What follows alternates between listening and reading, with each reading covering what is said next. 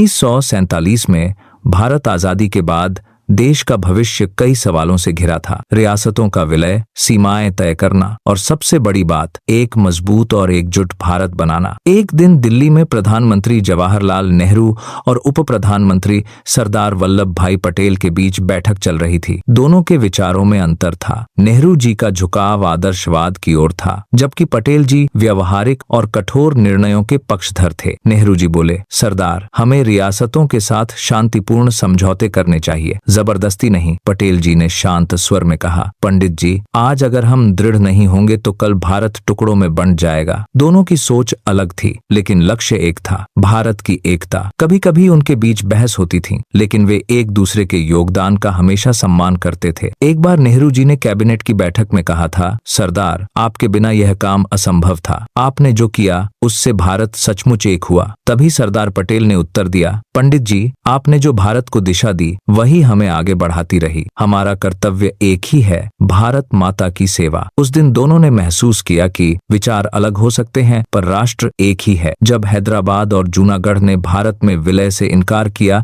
तब पटेल जी ने दृढ़ कदम उठाए। उनकी कुशल कूटनीति और कठोर निर्णयों से 562 रियासतें भारत का हिस्सा बनी। तभी नेहरू जी ने कहा, आप सच में लौह पुरुष हैं सरदार। अगर आपकी दृढ़ता न होती तो आज भारत अधूरा होता। पटेल मुस्कुराए और बोले, आज भारत एक है क्योंकि हमारे बीच विश्वास है, मतभेद नहीं। नेहरू और पटेल दोनों के विचार अलग थे, लेकिन राष्ट्र प्रेम, एकता और त्याग में कोई भेद नहीं था। उनकी साझी सोच ने भारत को एक सूत्र में बांधा। सरदार पटेल और नेहरू जी की यह कहानी आपको कैसा लगा? कमेंट बॉक्स में बताएं और फॉलो जरूर करें।